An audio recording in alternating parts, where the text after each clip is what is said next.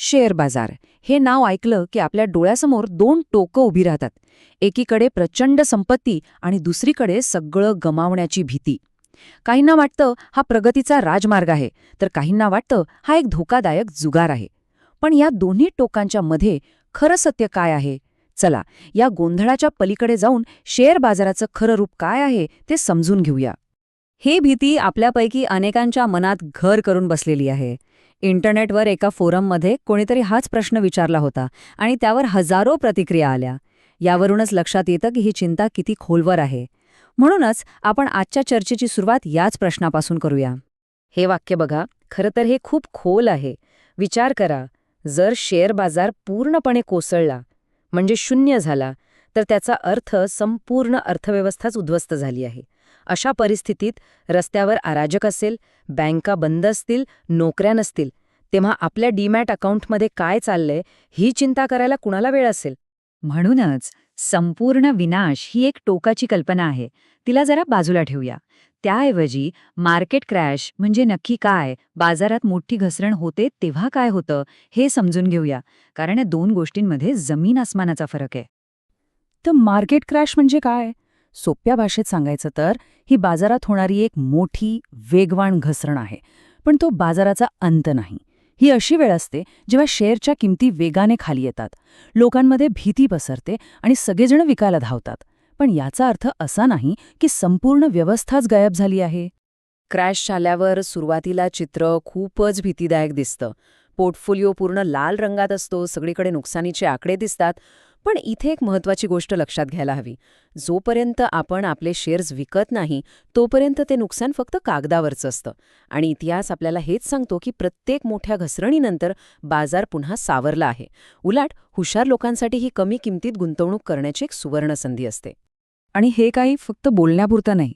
इतिहासात याचा एक जबरदस्त पुरावा आहे. दुसऱ्या महायुद्धात जर्मनी अक्षरशः उद्ध्वस्त झाला होता. तरीही तिथला शेअर बाजार 80% खाली आला, पण तो कधी शून्य झाला नाही. यावरून बाजाराची ताकद लक्षात येते की तो मोठ्यात मोठ्या संकटातूनही बाहेर पडू शकतो. मग अशा वेळी करायचं काय?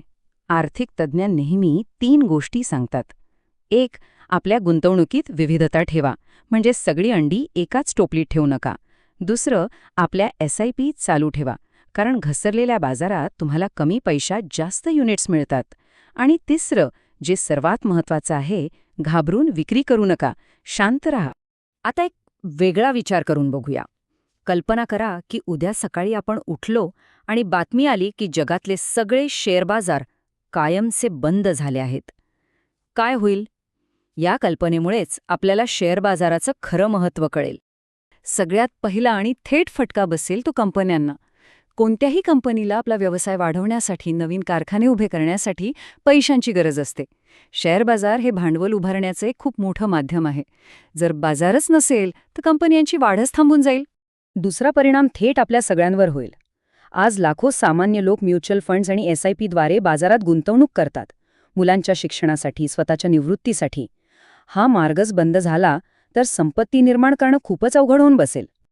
आणि तिसरा, जो खूप महत्त्वाचा परिणाम आहे, शेअर बाजार हा अर्थव्यवस्थेचा थर्मोमीटर असतो.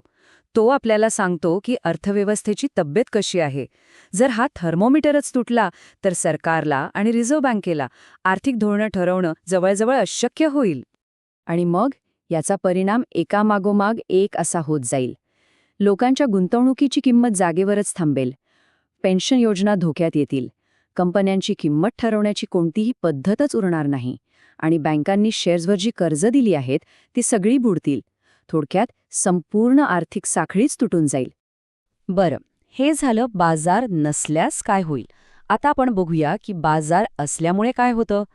शेअर बाजार हा फक्त गुंतवणुकीचा एक प्लॅटफॉर्म नाही, तर तो देशाच्या अर्थव्यवस्थेसाठी एका इंजिनसारखं काम करतो.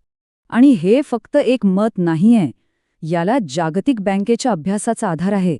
त्यांच्या संशोधनात हे स्पष्टपणे दिसून आलं आहे की ज्या देशांचा शेअर बाजार मजबूत आणि विकसित असतो, त्या देशांची आर्थिक वाढ दीर्घकाळात जास्त वेगाने होते. याचं कारण असं की बाजार अनेक महत्त्वाची कामं करतो. तो गुंतवणूकदारांना सहज खरेदी विक्रीची सोय देतो. तो जोखीम विभागण्यास मदत करतो, कंपन्यांबद्दलची माहिती लोकांपर्यंत पोहोचवतो आणि सर्वात महत्त्वाचं म्हणजे आपल्यासारख्या लोकांच्या छोट्या छोट्या बचती एकत्र करून त्या देशाच्या मोठ्या उद्योगांपर्यंत पोहोचवतो. आणि म्हणूनच अनेक तज्ज्ञ त्याला आधुनिक अर्थव्यवस्थेचं इंजिन असं म्हणतात.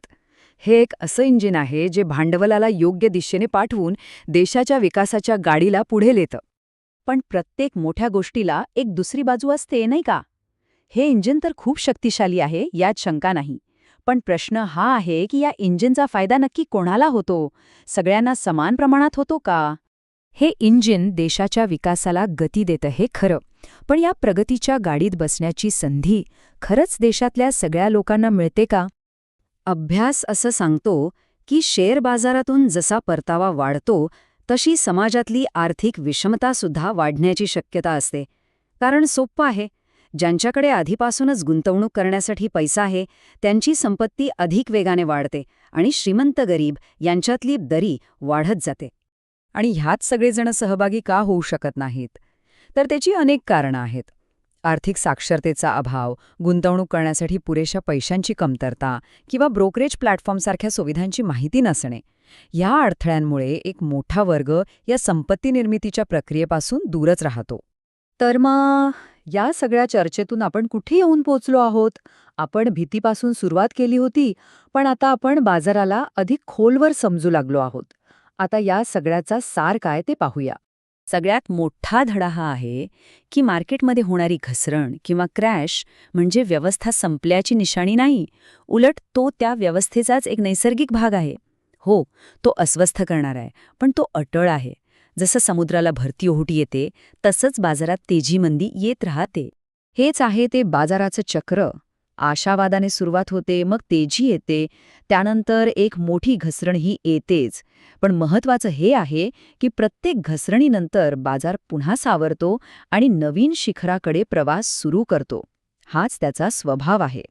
तर मग शेअर बाजार कोसळेल का या भीतीत अडकून राहण्याऐवजी आपण त्याला एक शक्तिशाली इंजिन म्हणून पाहिलं पाहिजे.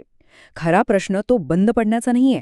खरा प्रश्न हा आहे की या शक्तिशाली इंजिनमुळे निर्माण होणारी समृद्धी आणि विकास हे देशाच्या शेवटच्या माणसापर्यंत पोहोचेल याची खात्री आपण कशी करणार? यावर विचार करण्याची आज गरज आहे.